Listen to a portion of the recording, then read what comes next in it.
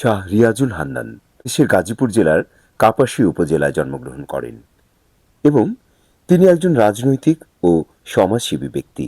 তার পিতা ছিলেন বিখ্যাত বিএনপি নেতা ও সাবেক মন্ত্রী ব্রিগেডিয়ার জেনারেল অবসরপ্রাপ্ত এস এম হান্নান শাহ, যিনি বাংলাদেশ জাতীয়তাবাদী দলের স্থায়ী কমিটির সদস্য ছিলেন এবং গাজীপুর ৪ আসন থেকে সংসদ সদস্য নির্বাচিত হন। মারা গেছেন কিন্তু হাজিরা দিতে গিয়ে হাইকোর্টের ঢাকা কোর্টে যখন উনি যাচ্ছিলেন তখন ওইখানেই তার হার্টের ব্যথা শুরু হয়। তারপরে তাকে হাসপাতালে নিতে নিতেই তিনি চলে যান। ব্রিগেডিয়ার হান্নান শাহর সঙ্গে আমার জেলের মধ্যে একটা স্মৃতি আছে। আমরা একসাথে একবার গ্রেফতার হয়ে কারাগারে গেলাম। প্রথম আমাদের দেওয়া হলো ওই পুরনো নাজিমুদ্দিন রোডের কারাগারে। ওটা খুব পুরনো কারাগার, জায়গা ছিল না। সেবারে একসাথে আমরা প্রায় 17 জন নেতা ওখানে গিয়ে ঢুকছিলাম। যে ছোট্ট ডিভিশন আছে, মাত্র 10টা রুম, সেখানে জায়গা নাই। আমাদেরকে তখন আরেকটা সেলের মধ্যে দেওয়া হলো। সেই সেলের বর্ণনা আমি করতে পারবো না। রাত্রিবেলা ওখানে আপনার শুধু আপনার ইঁদুর চিনেন, ইঁদুর আর চিকা চিকা চিকা বলে, সব দৌড়াদৌড়ি করে, ঠিক মতো বসে থাকা যায় না। তো সেদিন হান্নান সাহেব বললেন যে চলেন আমরা কাজ করি, আমরা জেলারকে বলি আমাদেরকে কাশিমপুরে পাঠিয়ে দিই, কাশিমপুরটা অনেক বেটার। তো তারপরের দিন আমরা একসাথে কাশিমপুর কারাগারে চলে এসেছিলাম এবং সেখানে অনেক দিন একসাথে ছিলাম। বন্ধুরা, এই মানুষটি ছিল সত্যিকার অর্থেই একজন গণতান্ত্রিক। যদিও তার পোশাকে থাকতো সেনাবাহিনীর পোশাক তার চাকরি জীবনে, এবং তার চলাফেরা ছিল সত্যিকার অর্থে একটা ব্রিগেডিয়ারের মতো, কিন্তু মনে প্রাণে ছিলেন তিনি একজন গণতান্ত্রিক। দেশনেত্রী বেগম খালেদা জিয়ার জন্য তিনি অক্লান্ত পরিশ্রম করেছেন।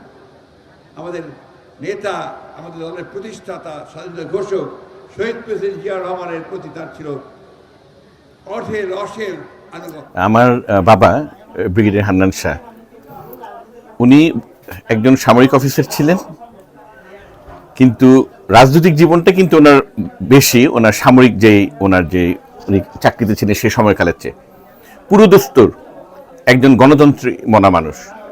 এবং সেটার আমরা প্রতিফলন দেখতে পাই। উনি যখন সংগঠন চালিয়েছেন, গাজীপুরের সভাপতি ছিলেন, নির্বাচনী আসন কাপাসিয়া, ঢাকা বিভাগের সাংগঠনিক সম্পাদক ছিলেন। যে কোনো ব্যাপারে উনি গণতান্ত্রিক পন্থাটাকে নেতৃত্ব নির্ধারণের ক্ষেত্রে সবচেয়ে বেশি অগ্রাধিকার দিতেন। কাজেই এই যে গণতন্ত্রের এত বড় বিজয়, ফ্যাসিস্ট সরকারের যে বিদায়, এটা আমি বিশ্বাস করি যে উনি এখন কবরে সাহিত্য আছেন, বাট ওনার আত্মা শান্তি পাচ্ছে এখন। আমার বাবা অসুস্থ 2000 সালে, ভীষণ অসুস্থ। উনি সংবাদ পেলেন যে আমার বাবা অসুস্থ, রাস্তাঘাট তখন তেমন ছিল না।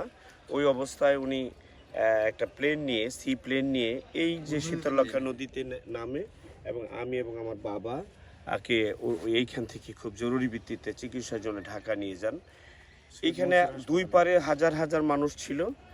আর ওইখানে যেয়ে হাসপাতালের যে টোটাল খরচ, আব্বা 17 দিন ছিল ওইখানে, 17 দিনের প্রায় 3,96,000 টাকা খরচ।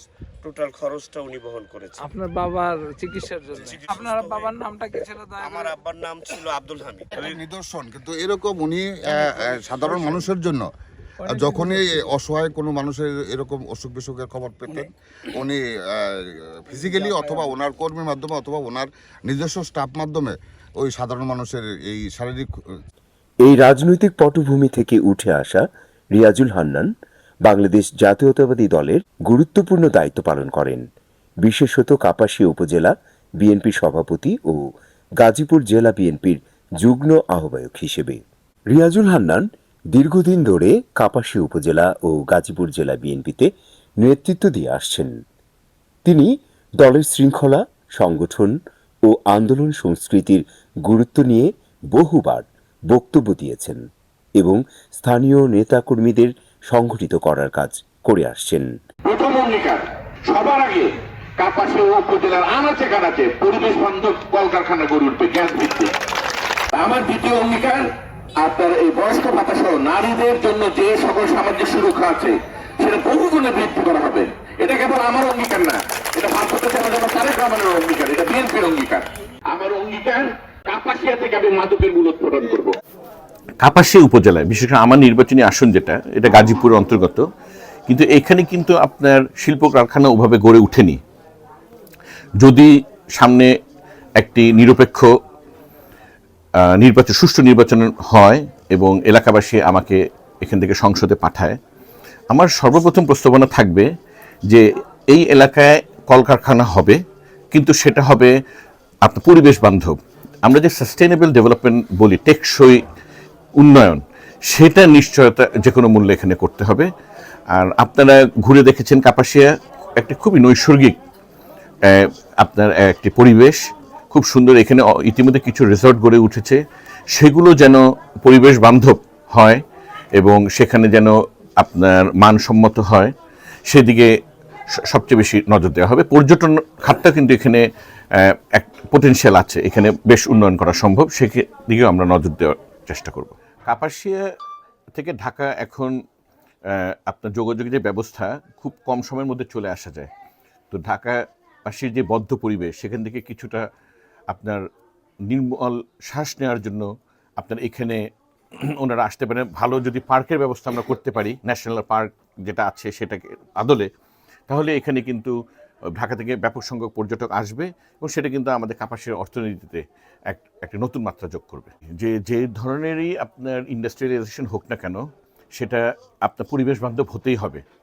যে আমরা টেকসই উন্নয়ন যদি চাই, তার কোনো বিকল্প নেই। এই কাপাসিয়া এলাকাটা কিন্তু আপনার পোলট্রি ফার্মের জন্য ইতিমধ্যে সুনাম অর্জন করেছেন, বড় বড় দু একটি প্রতিষ্ঠান আছে, কিন্তু তারা যে পরিবেশকে যে রক্ষা করে যে কার্যক্রম করবে, সেটা কিন্তু তারা পুরোপুরি করছে না। সেক্ষেত্রে আমাদের লক্ষ্য থাকবে যে এই ইন্ডাস্ট্রি যেগুলো গড়ে উঠেছে এবং সামনে যেগুলো আসবে, তারা যেন পরিবেশ সচেতন হয়, পরিবেশ বিনষ্ট করে এমন কোনো কিছু যেন তারা না করে। দেখুন, রাজনীতিতে আমার মরহুম পিতার হাত ধরেই কিন্তু আমার এখানে আসা, এবং ওনার গ্রহণযোগ্যতা খালি তো এই গাজীপুর বা কাপাসিয়া নয়, সারা দেশেই ওনার 111 ভূমিকার জন্য সবাই ওনাকে শ্রদ্ধার চোখে দেখে। সেটা আমার রাজনীতিতে একটা বিরাট একটা ভূমিকা রেখেছে পজিটিভলি। একটা আমরা রাজনৈতিক বক্তব্যে বলি যে শয়নের স্বপনে এলাকার কথা চিন্তা করে, বাট বাস্তব ক্ষেত্রে আমি আমার বাবাকে দেখেছি যে ওনার চিন্তা একটাই, যে কাপাসিয়াতে এই করতে হবে, সেটা করতে হবে, ব্রিজ করতে হবে, কালভার্ট করতে হবে, মাদ্রাসা করতে হবে, স্কুল করতে হবে। এবং উনি 1991 থেকে 1995 সংসদ সদস্য ছিলেন এবং মন্ত্রী, গণপ্রজাতন্ত্রী বাংলাদেশ সরকারের মন্ত্রী হিসেবে উনি কাজ করেছেন। এলাকায় একটা বিপ্লব ঘটিয়েছিলেন উনি। রাস্তাঘাট, আপনারা যে ব্রিজ পার হলেন, মধুরা ব্রিজ, স্কুল, কলেজ, একটা বিপ্লব ঘটিয়েছেন। আমি সেই সাথে যেটা যোগ করতে চাই, এখন চেয়ারম্যান জনাব তারেক রহমান সাহেব আমাদের সেমিনারে একটা খুব ইম্পর্টেন্ট কথা বলেছেন, যে বিল্ডিং করলে হবে না, স্কুলের টিচারের কোয়ালিটি থাকতে হবে। এবং সেক্ষেত্রে এই যে শিক্ষক নিয়োগের যে চরম দুর্নীতি, অযোগ্য লোকরা এখন শিক্ষক হিসেবে আছে আপনার দলীয় এজেন্ডা ফুলফিল করার জন্য, সেখান থেকে আমাদের বেরিয়ে আসতে হবে। কোয়ালিটি টিচার যেন আসে, কোয়ালিটি শিক্ষক যেন আসে, তাহলে কিন্তু আমরা ভালো ছাত্র পাবো, যারা শিক্ষার জীবন শেষ করে কর্মজীবনে দেশকে কিছু দিতে পারবে। রিয়াজুল হান্নান সম্প্রতি স্থানীয়দের মধ্যে সাম্প্রদায়িক সম্প্রীতি বজায় রাখার গুরুত্ব নিয়েও কথা বলেছেন। ধর্মকে বিক্রি করে রাজনীতির যে একটা প্রবণতা এখন আমরা দেখছি, তাদের বিরুদ্ধে সজাগ হন। এটা কিন্তু একটা ভয়ঙ্কর একটা আলামত দেখা যাচ্ছে। মা ও বোনের পরিবেশ বান্ধব কলকারখানা হবে। আমি আমার মরহুম পিতা ব্রিগেডিয়ার হান্নান সাহেবের অসমাপ্ত কাজ, ওনার স্বপ্ন ছিল যে এই কাপাসিয়া এলাকায় পরিবেশ বান্ধব কলকারখানা হবে। আমি আপনাদেরকে এখানে এসে প্রথম যে অঙ্গীকার, যে ওয়াদা যেটা করতে চাই, আপনারা যদি আমাকে আগামী ফেব্রুয়ারি মাসে আপনাদের এই মহামূল্যবান একটি ভোট, এই ধানের শীষ মার্কের ভোটটা দিয়ে আমাকে সংসদে পাঠান, সবার আগে আমি কাপাসিয়ায় আমি পরিবেশ বান্ধব কলকারখানা গড়ে তুলবো এই গ্যাস সংযোগের মাধ্যমে। এটা আমার প্রথম অঙ্গীকার।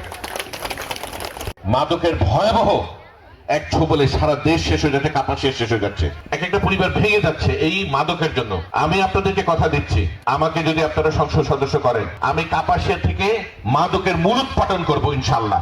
এই যে ধর্মকে বিক্রি করে রাজনীতির যে একটা প্রবণতা এখন আমরা দেখছি, তাদের বিরুদ্ধে সজাগ হন। এটা কিন্তু একটা ভয়ঙ্কর একটা আলামত দেখা যাচ্ছে। মা ও বোনেরা,